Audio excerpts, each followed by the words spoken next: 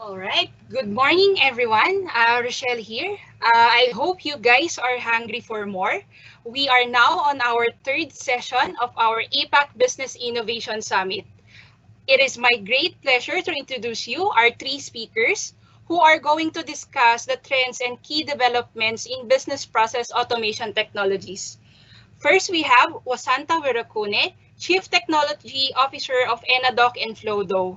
We also have Yvette Watson, a Teamwork Solutions Architect of Microsoft Asia Pacific. And then we have Dilum Fernando, Head of Business Innovation of Sanje Private Limited. So thank you guys for joining us today. Are you guys ready? Yes, we are. Thank you so much for joining Right. for everyone. Thank you. Yep. All right. So the floor is now yours, Yvette. Thank you so much, Rochelle, and thank you Yep. everyone for joining us today. Let me start with my presentation. Can anybody confirm that you guys see it? Yep, I Yeah, can we see can it. see. Yes. Thank you, great. Okay, so hi again, everyone. My name is Yvette Watson, Solutions Architect for Teamwork Solutions for Asia Pacific from Microsoft. I'm very excited to be here today with you all and the Tech One team to talk about business process automation. And hopefully, by the end of our session, you guys have insights and key takeaways. Great. So, kicking off, we know that businesses and organizations, such as yourselves, face increasing pressure from every angle to become more productive and more efficient. May that be industry trends or, say, competition. But resources are finite. We realize that the hours in a day are finite, and the reality is there's simply only so much a person can do with a given time. The best organizations are powered by strategic, creative people. The best organizations have a sense of vision that pulses through every part of the company. But the pressures of the modern business world mean that your smart, creative people spend a good deal of their days performing drudgery, answering emails, sifting through really long Excel lists and documents. Right? So the reality is, again, we're just human. Additionally, the enterprise applications and services space is demanding for development of tools to move faster. And there's a need for integration with all your existing apps and services. Data is everywhere. And if you're using siloed applications today, then you're missing out an opportunity to have intelligence across the board. So we know that enterprise organizations want to move faster and hopefully with less resources and less costs. But what does the market tell us about the landscape for automation and what does it really mean for you as an organization? Now, according to Forrester's TEI study on Microsoft automation tools, the benefits of automation are almost immediate. Within just 18 to 24 months, businesses anticipate seeing a cost savings of 5 to 10%. This is just the short-term benefits. Now, when you look at the long-term savings of automation, organizations can save up to 30% on cost, freeing your entire organization to reallocate those funds to focus on what matters most and grow in new and powerful ways. Now, how does an organization achieve that nice to see, 30% savings? It's through a combination of factors, really. 60% of all jobs have at least 30% which are repetitive activities, and these can really be automatable if you think about it. Almost half of work activities have the potential to be automated using existing technologies. And there's huge opportunity in collecting and processing data through automation. So it's time. It's time to empower your people to drive more business value by shifting their focus from repetitive tasks to more strategic work This tends to create a happier and more productive employee. By putting the power to automate, in the hands of those who know the work best and will benefit the most, it creates employees that are happier and more productive. The entire business, in effect, is more productive, and customer satisfaction increases exponentially. Now, theory and numbers are well and good, but let's take an actual example here. This is an overview of Microsoft's internal finance team and their digital transformation journey. Financial operations are evolving its functionality into a centralized service. Note that the finance team of Microsoft has operations in over 120 countries and over 200 legal entities. So you can imagine the vast amount of data that it needs to churn and the complexity around compliance across the board. Now, the journey is about taking data and turning it into action, right? And that means adding value to the business in the fastest and most relevant way possible. But before we could do that, we had to work on preparing the data, right? So what you have today, cleaning up the data, creating consistent taxonomies, moving it to the cloud, and creating a single source of truth for the rest of the organization. Many of our customers today, we understand, are still in this phase. Now, once data is clean and available, we can now produce business intelligence. Now, for Microsoft Finance team, in the beginning, we started with static reports that could only tell what happened. They didn't really allow the drill down capability and didn't produce insights for the business. Furthermore, the amount of manual processes and work that had to be put together to even just build these reports and then produce insights was huge. Now, Power BI came a few years later, allowing interactive reporting, making meetings much more dynamic and not just looking at PowerPoint static slides, helping us understand why it happened and not just what happened, reducing the amount of manual processes, but still, we don't only look at the past. When you think about it, we didn't have the tools to predict and to help predict the future. And then the team crossed the line and started looking at the future with advanced analytics. With machine learning, the team can now learn from the past to predict the future. They can now know what will happen. The distance between data and action is much shorter now. The amount of manual processes and human errors is lower, and customers, the rest of the organization just love this. Finally, with the combination of machine learning plus bots, we get to a certain position where the team can say what to do, automating the decision-making processes and moving really fast from data to decision. And what does this really mean from a technology standpoint? Again, across the board, this isn't all theory, but there were technologies that really made all of this possible. Now, we know that a lot of finance work are manual and repetitive. Microsoft Finance started out this journey early 2007 and worked on these key 4 pillars. Now, they did a number of things, such as embarked on an outsourcing model, later converted these outsourcing contracts to investments in automation processes to even reduce costs further. Now, the 3 key learnings here were, 1, they needed to enhance technical insights. They needed to reimagine ideal processes before automation. And you'll hear more of this later, where you don't want to just automate what is the existing process, but really understand what would be the ideal process. And lastly, automation and compliance go hand in hand. Right? So that means understanding where your data is, understanding compliance is critical, and it's not all about just automating the processes. Now, these are just some of the projects the team took on, and I won't dive into this in more detail. The point here is they identified a number of projects, and as they move forward, as you can see here, the time spent for finance employees has shifted from doing mostly repetitive and manual work to more on strategic thinking, influencing and advancing business knowledge.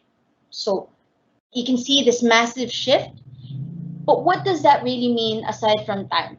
It's great, productivity is great, but what does it really mean for you and your business? So as you can see here, this is the finance team's transformation. And bottom line is, it doesn't just increase efficiency, but there really is an impact to the business. As you can see here, as shared by the finance team, they've been able to flatten the finance OPEX costs, even post-financial crisis. The finance headcount remained flat, which means they weren't hiring more and more people as the data grew. Instead, as you can see, they maintained headcount, but was able to deliver on business revenue as the business grew. And when you think about, compliance over time, the increased complexity, they were still able to manage that OPEX.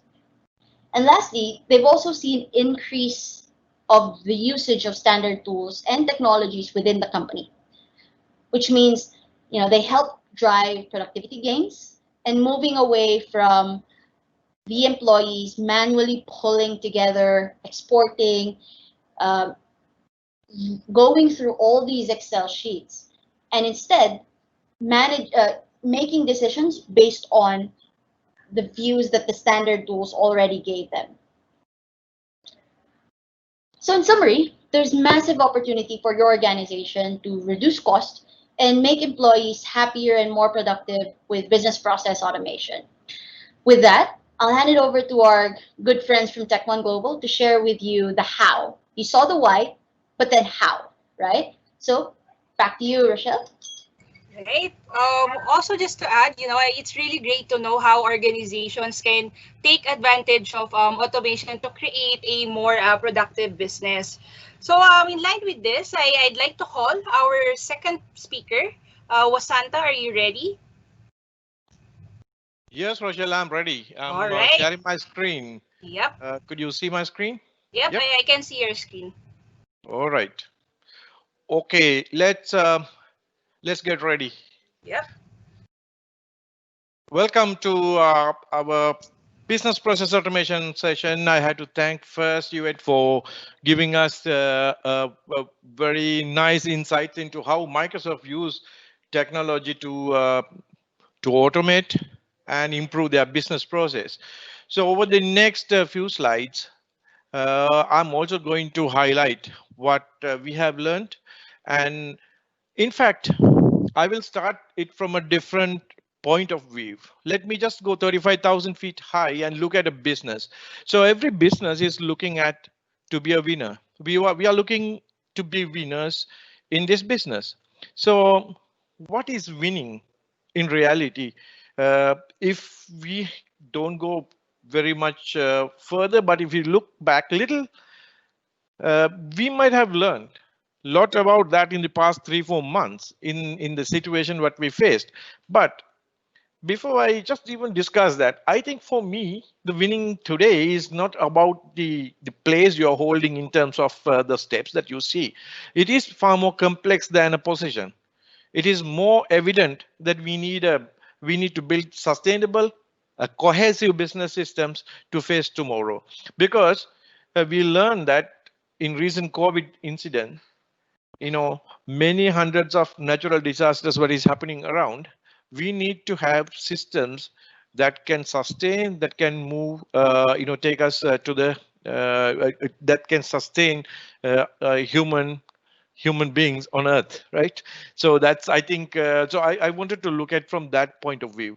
But so to discuss that, I would like to look at the foundation to the strategy that we normally follow. We believe stakeholders satisfaction is primary to a sustainability of a business and also to the growth of a business. So who are stakeholders actually? The stakeholders are employees, your customers and your suppliers, and also the owners of the company, of course, and the government or the state. You end of the day, you also have to be a good taxpayer.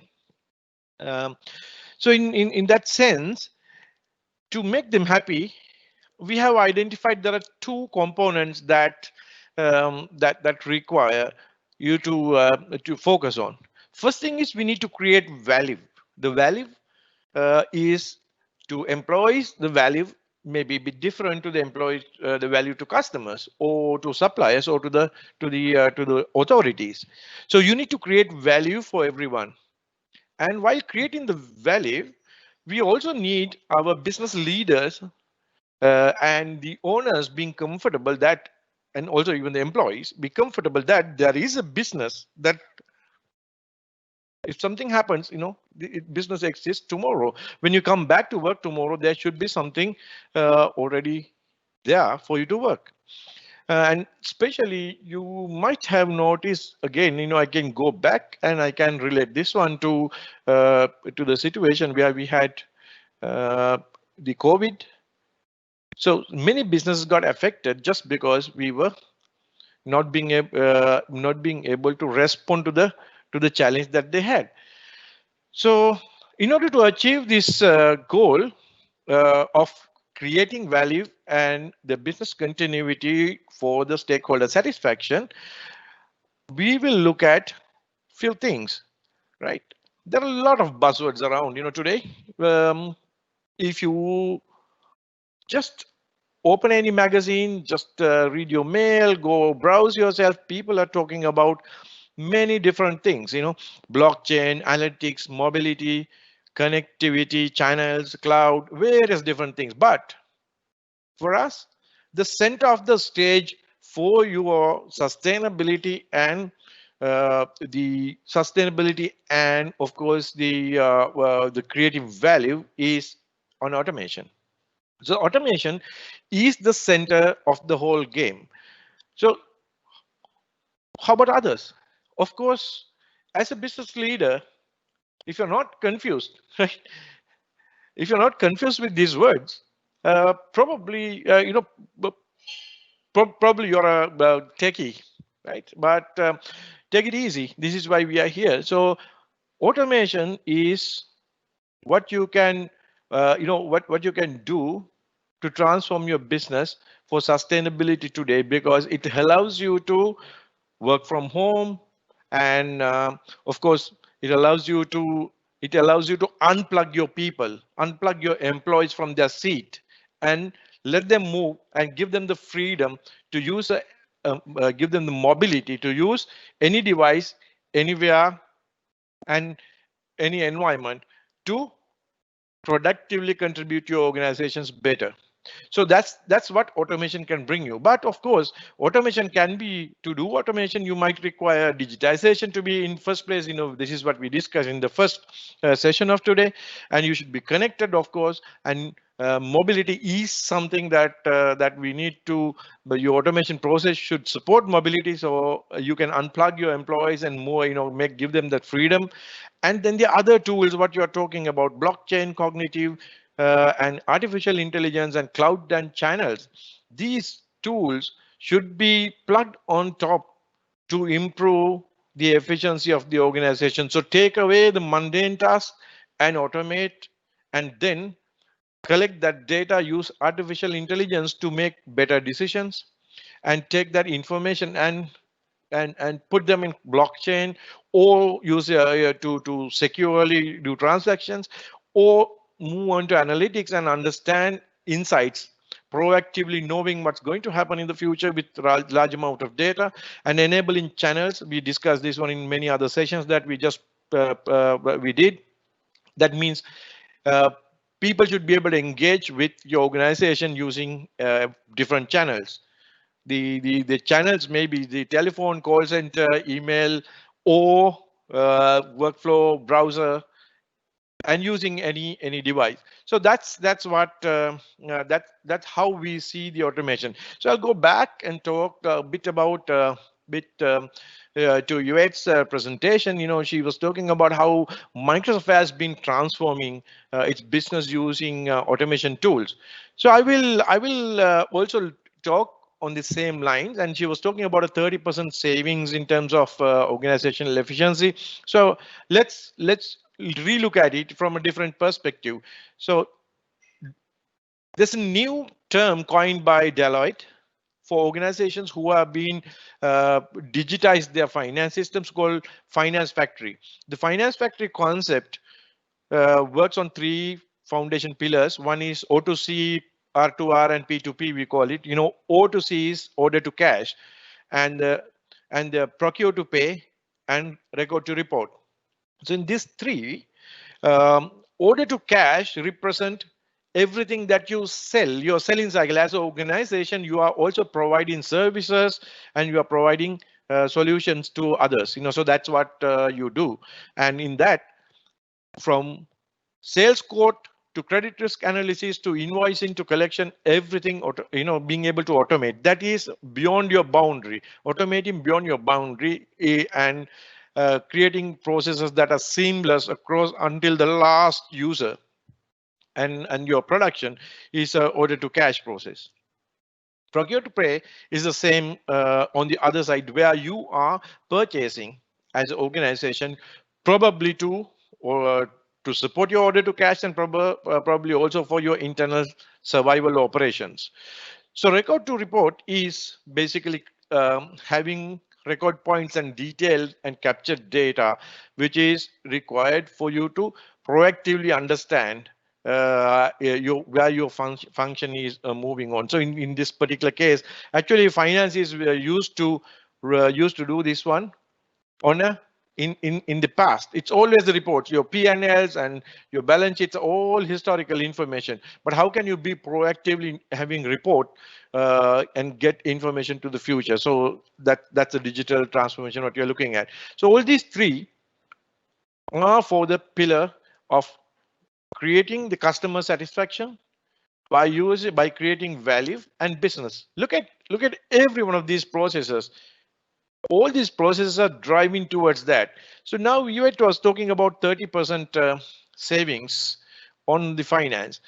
You're not very far from that numbers. If you look at look at the APQC, it's a body that is doing all these analytics in terms of different organizations. So what they have done in a recent analysis on finance, they found the best performing finance companies to the bottom performers, the difference is around 200-300%. Right, you can see that total cost of less than 1% for a top performer for the organization to have their finance function from their revenue, compared to 2.19 on the bad performers, which is like 300-400% lower cost in terms of percentages, of course, but that is also going to be a lot of money. If you talk in terms of dollar, dollar to dollar, every $2.50 they spend, the other company will spend only $0.50, so which is significantly lower amount of money. So which is we can say reinstating what it has been talking about. So finally, what do you do? What are we going to do to reach there? So this will be a very relative thing for different organizations. Some of you may have already been into this digital transformation in detail and halfway through. But if you have been attending our first session, we were talking about whether you're late, whether you're early. There were a lot of discussions. But in this case, I will just present to you only the 5 or 6 stages of assuming that you have not done anything. If you have not done anything, identify your analog processes which are business critical. That means if you have a piece of paper that is required, with that your business cannot run, because if you're without the paper, digitize it now. Find those business processes. If your organization fails, not being able to run with that, digitize that now. So over now to 3 months, this should be your priority if you have not done anything. Then take those digital information and create automated processes. Automate it internally first. Try to automate it internally first. So then you can unplug your people from their seats and move them around. And so you can do what you want. Then integrate your business process externally. That means go beyond your boundary. I always call this one as a boundary automation. Integrate your business, connect your banks, connect your customer, connect your. So previous slide, we're talking about procure to pay and O2C, basically order to cash. All these processes integrate suppliers, customers, employees, everyone into one whole single fabric. So integrate, that is the future. And you create APIs, within the organization. Then optimize with insight, use artificial intelligence and cognitive computing to create an environment that you have some foresights into the business so you can take some decisions in the future. So that's what we are going to do. So this is finally build a business that is delivering value to stakeholders and a happy optimizing. Thank you. Right, right. How it's also good to know how organizations really can accelerate their businesses by the use of the different tools of digitization and automation. So now for our final speaker, Dilum, spotlight is now on you. Thank you, Rochelle. First of all, I want to everyone and good morning to all. And I'm going to share my screen. Just see whether you can see my screen. Yeah, I can see your screen, Dilum. Okay. Right. Let me start. Hi all, I am Dilum Fernando. I head the Business Innovation Department at Sanje Private Limited. Basically, my expertise on workflow automation and business process management, where I have engaged several automation projects with public sector as well as private sector clients. So here I would like to share my knowledge and experience on some of the theoretical and implementation aspects of BPM. I think Yvette and Wasantha laid a good platform for me to start this presentation with the theoretical and implementation aspects of BPM. So moving to the next slide, as you can see, now all of us are in a COVID-19 pandemic situation. So let's see, as a business process management, as an industry or the market, what COVID-19 drives us towards, right? So the business process management market size is expected to grow from US dollars 8.8 billion in 2020, as you can see in the graph, and to USD 14.4 billion by 2025. These are the predictions done by and the analytics done by markets and markets analysis. So industries such as manufacturing, banking, financial services, and insurance, and it can be telcos. So basically, they are expected to have significantly contributed to the growth of this market. So if you look at our region, APAC region, so APAC is expected to grow at the highest rate because due to this increase in demand for BPM software and services. Moving to the next slide. First of all, we need to think, why do we need to manage business process? As you can see, most of the businesses are looking towards finding ways to achieve more efficiency, greater profits, and higher productivity. These are typical when it comes to a business organization. And the second thing is the finding the right mix of technology and techniques. As explained by Wasantha and Yvette, there are a lot of technologies and techniques available in the industry, but finding the right mix of technology and technique is the another mandatory thing. So both in terms of these technical jargons, both business process management and robotic process automations, so are basically essential to this search, with each playing a distinct but interconnected role. So let's look at the evolution of BPM, because as you can see in the picture, so 80s we were talking about total quality management standalone applications, where we were discussing only about the total quality management, and in 19s we were discussing about business process re-engineering, and the term came the workflow, and in the latest by zeros, we are talking about business process management, where it has a broader scope when you compare with previous two stages. So let's look at the purposes of process modeling. If you look at, because basically I'm into the implementation processes, implementation of these business process management tools and optimizing their process. So basically what we do is we basically identify the processes. What is the business process? Because most of the cases, most of the implementation parties have failed to define what is a business process and what is a business function. Right. So in that case, if you look at a business process, it should interconnect with several departments. So that's why that's how we define the business process. So first of all, you need to identify what are the processes that the organization runs on, right? So there we do a process discovery part. And with that one, we do a kind of a process modeling technique called as-is process model, because we identify and understand the as-is process. So after that, we do a process analysis thing, and then we are into a process redesign, because we need to see whether these processes are generating the expectations of the company vision, mission, and goals. So after that, we define a to-be process model, and with the support of all the stakeholders, we come into the implementation stage. After that, you can monitor and control whether the process is generating the expected outcomes. So in that case, basically, we need to understand, first of all, the communication. Communication should streamline across the business process, and the documentation should be available, and the analysis where it requires, because we need to check whether you are getting the desired outcomes after re-engineering the process. And when it comes to process identification, there are two things. First thing is the what, and then why. So when it comes to the first thing, identify an organization business process. This is the key thing in terms of digital transformation, because you can't transform your organization without identifying your business process. Like I said, most of the implementation parties are struggling to define this business function and the business process.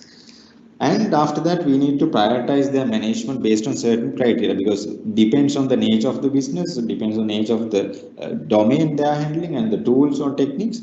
So we have to prioritize their management decisions, right? And the third thing is understand the organization, because without having an understanding about the stakeholders of the organization, you will be in a loss when it comes to the implementation. And like I said, BPM projects are very much strategic, and most of the occasions, and it's 100%. So most of people are looking at maximizing the value of BPM projects. So when it comes to process identification, there are two steps. One is the designation step, and the other thing is the prioritization step. So when it comes to designation, enumerate the main process and determine the process scope, which drives towards to the process architecture. And the second thing is the prioritization. As you know, when it comes, if you are going to develop a software, basically when you identify all the requirements in the backlog, then you do a prioritization. We call it as Moscow prioritization. Likewise, here we have three prioritization mechanisms. One is the importance, the second thing is the health, and the third thing is the feasibility. So based on these criteria, we are going to prioritize the process portfolio. And process enumeration. So when it comes to business, so how do you identify what are their core process? As Dr. Gary Ramler mentioned, so first thing, they should have sales stuff. The second thing, they should have deliver stuff. Then third one, make sure you have stuff to sell and deliver. So based on this criteria, you can easily identify what are the core process of a business organization. So just to give a briefing about Dr. Gary Ramler, actually he was the founding partner of the Performance Design Lab, where he was continuing his lifelong work on organization performance improvement in complex systems until his death. So this what he has come up with as a identification mechanism when it comes to process enumeration. So prioritization, like I said, there are several prioritization techniques, but we recommend as the experience experts in this area. So first thing, you need to look at the importance of the process, where you can get the greatest impact on the organized strategic objectives, and the health, which are creating deepest troubles, because if it is unhealthy, then you should not take into consideration as it is, because in that case you have to come up with a pre-design of the process. And the feasibility, because some of the processes are not feasible when it comes to implementation. In that case, we need to understand what are the tools available, and based on that, we need to convert our requirement to the automation part. So in terms of business process management, actually this is a core component of digital transformation.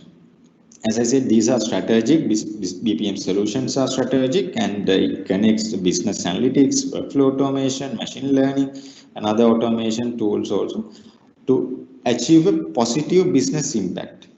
So, and this will create a bridge between legacy systems and emerging tech to remove waste, because when it comes to the business process management, you can apply several kind of theories like lean concepts and Kaizen. So likewise, there are multiple options that you can remove the waste. So basically, we are looking at improving performance and profitability after doing this, after mapping end-to-end business process in terms of automation. So again, when it comes to robotic process automation, actually this is not a new thing, but this is a subset of business process automation. As you can see, if you have a repetitive task, or if you have a structured inputs, and if you have a rule-based process, of course you can go with RPA technology. Actually, these two terms, RPA and BPM, these are not competent words. These are actually complementary solutions in terms of implementation. So basically, you can get some low effort, speedy, and tactical benefits when it comes to using RPA tools, and you can quickly and easily integrate to work with specific existing applications where you can have multiple legacy systems in place where you can automate all these things with RPA bots. And these are some of the techniques, most common techniques I would like to explain. First thing, I think most of you know, first three things I would say most of you know. First thing, the stakeholder analysis, because when it comes to implementation, we should analyze who are the stakeholders in this company and what is their role in terms of their strategic objectives. And again, when it comes to implementation, we used to have these flow charts or swim lane diagrams, where I prefer to go with swim lane diagrams because it will show you the flow of the process as well as the actors we are mapping into each and every process. So it's easy to refer, and it will give you a clarity about the business process running in the organization. And the fourth one is an ICO diagram. So when I say ICO, it refers to inputs and guides, outputs, and enablers. So why do we need this kind of a diagram? I mean the analysis. Basically, when it comes to the business process automation, I am talking about the implementation aspect. So you will meet one of the business champion or the process owner or the business stakeholder to get the requirement. But most of the cases, you won't get the exact requirement from them, right? So this is my experience. Most of the times, you will get only 60% out of it. But 40% maybe lies with that person's tacit knowledge, or maybe the person is new to the organization, maybe he doesn't have any idea about the running process. So likewise, that 40% is somewhere else. So in order to mitigate this kind of requirement gaps, so we can use this kind of ICO diagrams. Basically, this is an analysis where you will consider the process as a black box. Suppose you don't know anything about process, so you are going to investigate what are the inputs for this process, then what are the outputs. And guides, basically we need, suppose that the process is complied to a particular policies and procedures, or it can be any regulations, or it can be any compliance certifications. Likewise, because when you get these details from the organization, then you can have a clear understanding about the process, whether it's bound with any regulations, laws, or any policies and standards. Likewise. And when it comes to enablers, you know, okay, what are the tools and what are the departments involved, what are the equipments we have, and what are the systems and facilities that we have in terms of automating this process. So I would recommend to go with this stakeholder analysis and swim lane diagrams and ICO diagrams when it comes to the implementation. So moving to my last slide, actually in a nutshell, I would like to conclude my presentation with a famous saying called "Never automate a mess; you will end up with a bigger mess." So Ivan Jackson has made this statement, and I believe this is still applicable in our implementation work. So over to you, Roshan. Thank you very much. All right. Thank you, Dilum. So again, thank you for your wonderful presentation, guys. But before we jump into answering the interesting questions of our audience, I myself would like to ask you some of the questions, some of my questions that I also prepared. So can you share some of the best practices and some use cases when it comes to implementing workflow automation in an organization?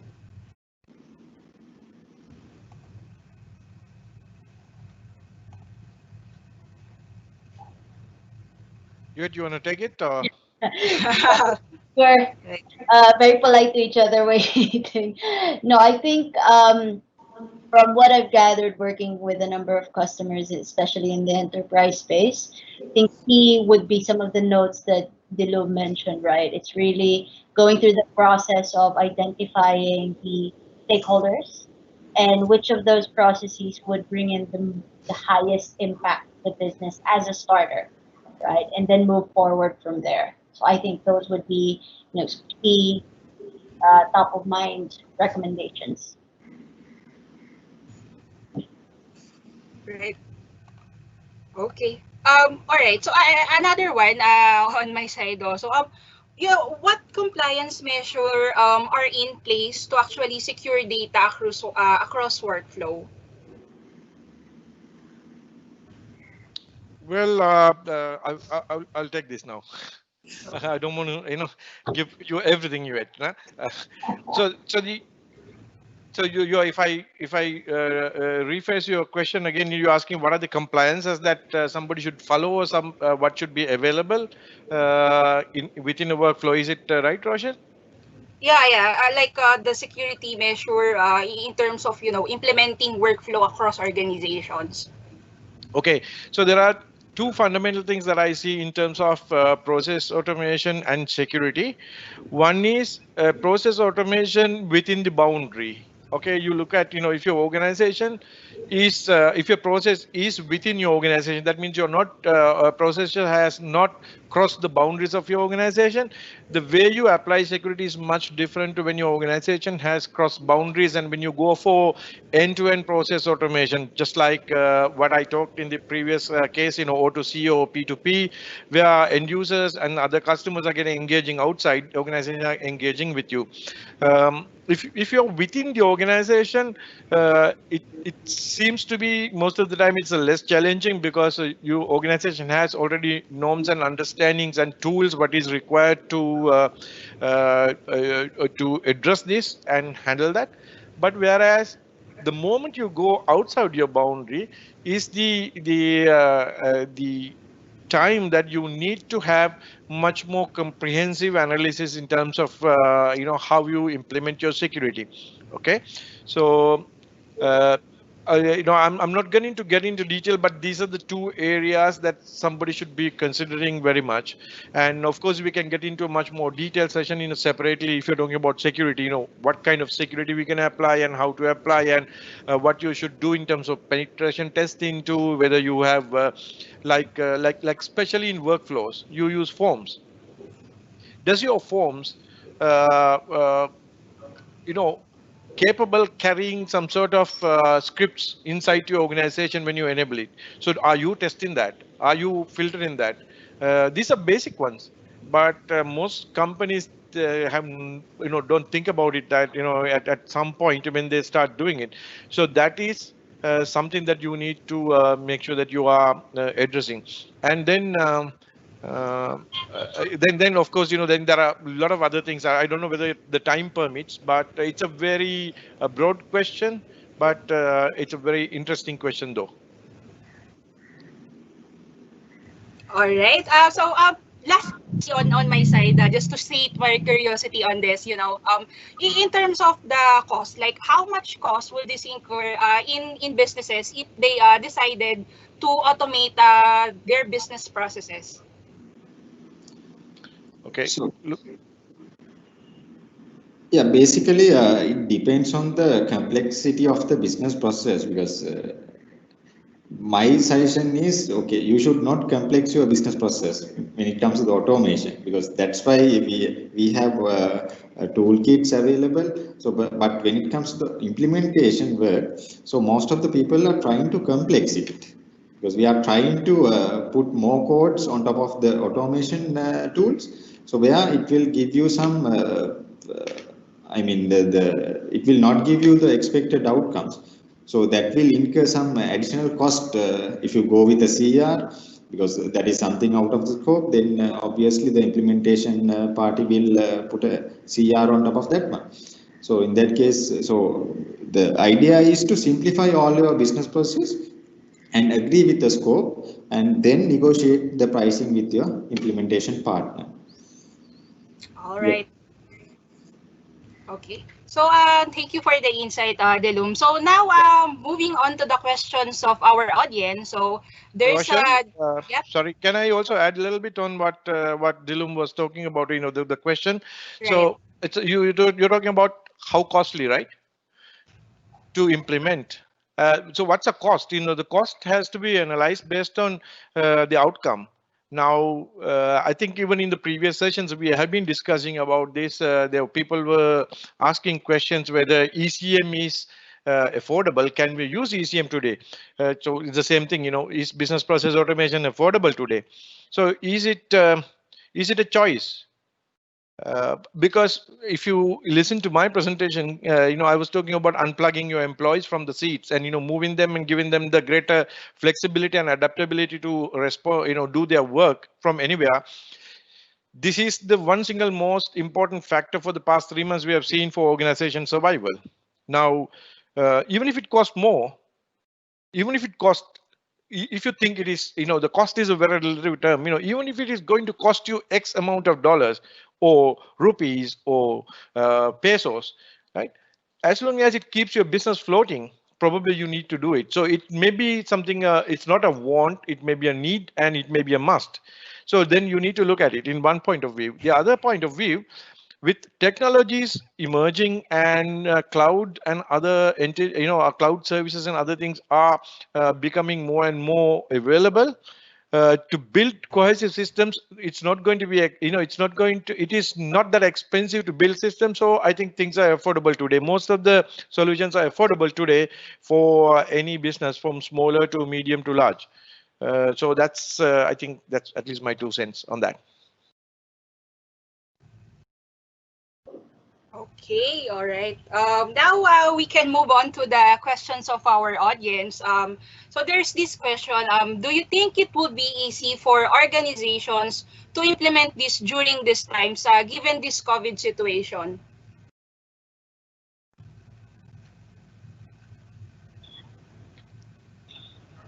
I think Dilum is the best one to answer because he did so many implementations within this period. Yeah. So yeah, if you look at my experience, okay, yes, this is the right time to go ahead with this kind of a BPM strategy, because people are working from home and people are using tools and people are getting familiar with the tools, and they don't think they think out of the box. Out of the box ways of implementing these solutions. So likewise, this is the right time, and COVID has driven us towards that front, because if you go back and see my second slide, so you can see where the BPM industry goes into, right? So it drives to a billion-dollar industry, and I think a difficult part is to capture the requirement, because most of the cases people are not really adapted the digital technologies to discuss the requirements, because basically they have adapted a culture like go and observe the things and come with the to be process or the as is process. So we have to get rid of this thing. So this is the real opportunity that you can invest money on this digital transformation, where you can drive towards it and get some more benefits out of it. Because as I said, this is BPM is a strategic thing. So there's no time to implement. So the question, answering to the question, okay, this is the right time to implement your BPM strategy throughout your organization. I hope I cleared his doubts. Yeah, I think I can add something on the top.